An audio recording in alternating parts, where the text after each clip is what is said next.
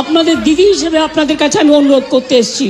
মুখ্যমন্ত্রী কোনো সমঝোতা আমরা করব না, কোনো সমঝোতা করব না। মুখ্যমন্ত্রী হিসেবে বলতে আসিনি, আমি আপনাদের দিদি হিসেবে বলতে এসেছি। আজ 34 দিন পরে কেন, আরো আগে হওয়া উচিত ছিল বলে আমি মনে করি। যদি বলেন as a chief minister, as a elder sister, আমাদের সাথে বসে আমাদের এই ন্যায় বিচারের 5টা দাবি মেনে নিন। এটা আমাদের। শনিবার জুনিয়র ডাক্তারদের ধর্ণা মঞ্চে সোজা পৌঁছে গেলেন মুখ্যমন্ত্রী মমতা বন্দ্যোপাধ্যায়। কুণাল ঘোষের আশঙ্কার কথা শোনা গেল মুখ্যমন্ত্রীর গলাতেও। আন্দোলনরত জুনিয়র চিকিৎসকদের প্রতি একেবারে মাতৃসুলভ বক্তব্য রেখেছেন তিনি। তাদের প্রতি সরকার কোনো রকম কঠোর পদক্ষেপ নেবে না সেই আশ্বাস দিয়েছেন। কর্মবিরতির জেরে রাজ্যের বিভিন্ন হাসপাতালে রোগীদের চিকিৎসায় প্রভাব পড়ছে, মৃত্যুও হচ্ছে। এসব বাস্তব ছবি দেখেও মুখ্যমন্ত্রী প্রায় অনুরোধের সুরেই বলেন, আপনারা নিজেরা আলোচনা করে কাজে ফেরার বিষয়ে সিদ্ধান্ত নিন। দুর্যোগ মাথায় নিয়ে ধর্নায় বসে থাকা চিকিৎসকদের খাওয়া দাওয়া নিয়েও মুখ্যমন্ত্রী সতর্কবার্তা দিলেন এদিন। বললেন, আর একটা কথা, যে কেউ খাবার দিলে সব খাবার কিন্তু খাবেন না। আর এতেই স্পষ্ট বোঝালেন, বিরোধী হোক কিংবা সমর্থক, আসলে তিনি রাজ্যবাসীর অভিভাবক। আমি আপনাদের আন্দোলনকে কুর্নিশ জানাই। আমি নিজে স্টুডেন্ট মুভমেন্ট থেকে উঠে আসা লোক। আমি স্টুডেন্ট মুভমেন্ট, আমি নিজেও অনেক সাফার করেছি জীবনে। আমি জানি আমার পোস্টটা বড় কথা নয়, মানুষের পোস্টটাই বড় কথা। আমি আপনাদের কাছে বলতে এসেছি, কাল সারা রাত ঝড় জল হয়েছে। আপনারা যখন কষ্ট পেয়েছেন, আমিও সারা রাত ঘুমোতে পারিনি। আমারও কষ্ট হয়েছে, আমারও কষ্ট হয়েছে। এই ঝড় জলের মধ্যে আপনারা যেভাবে বসে আছেন, আমার মানসিকভাবে কষ্ট হচ্ছে।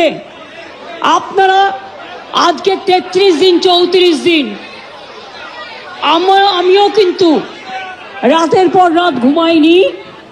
কারণ আপনারা যখন রাস্তায় থাকেন, আপনাদের জন্য আমাকেও কিন্তু পাহারাদার হিসেবে জেগে থাকতে হয়।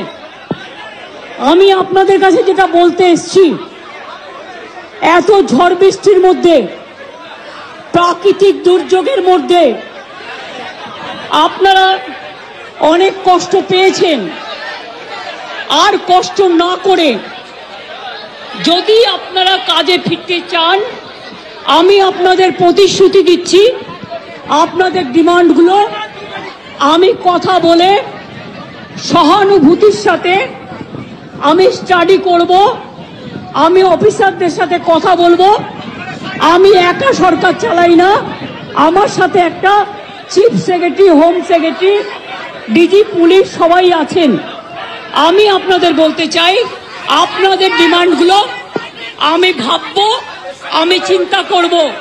যদি কেউ দোষী হয়, তিনি নিশ্চয়ই শাস্তি পাবেন। এবং আমি চাই তিলোত্তমার বিচার হোক। আমি সিবিআইকে অনুরোধ করব, যত তাড়াতাড়ি বিচার হোক, এমনকি 3 মাসের মধ্যে তারা যেন ফাঁসির অর্ডার দেয়। আমি একটা সিবিআইকে অনুরোধ করব আপনাদের প্ল্যাটফর্মে বসে। আর আপনাদের কাছে আবেদন জানাবো, আমাকে একটু সময় দিন, আমি ব্যাপারগুলো নিয়ে আমি চিন্তা ভাবনা করব। যদি আপনাদের আস্থা ভরসা আমার উপর থাকে, আমি কথা বলে সিদ্ধান্ত, অন্তত যদি কাউকে দোষী পাই, আমি নিশ্চয়ই নেব। আমি আপনাদের এটুকু বলবার জন্য এসেছিলাম। আমি আশা করি আপনারা এত কষ্টের মধ্যে বৃষ্টিতে ভিজছেন এবং আপনাদেরও পরিবার পরিজন চিন্তায় আছে, এবং আমি মনে করি অনেক মানুষও মারা যাচ্ছেন। আপনারা প্লিজ দয়া করে, আপনারা আমাদেরই ঘরের ভাই বোন, আপনারা কাজে যোগদান করুন। এবং আমি বলতে পারি, আপনাদের প্রতি আমি কোনো অবিচার করব না। আমি একটা কথা বলে যাই, হাসপাতালের ডেভেলপমেন্ট, ইনফ্রাস্ট্রাকচার, সব কাজ আমরা শুরু করে দিয়েছি এবং করব। আপনাদের দিদি হিসেবে আপনাদের কাছে আমি অনুরোধ করতে এসেছি, মুখ্যমন্ত্রী হিসেবে বলতে আসিনি। আমি আপনাদের দিদি হিসেবে বলতে এসেছি, যাতে আপনারা না ভাবেন হ্যাঁ আমি চিফ মিনিস্টার আছি,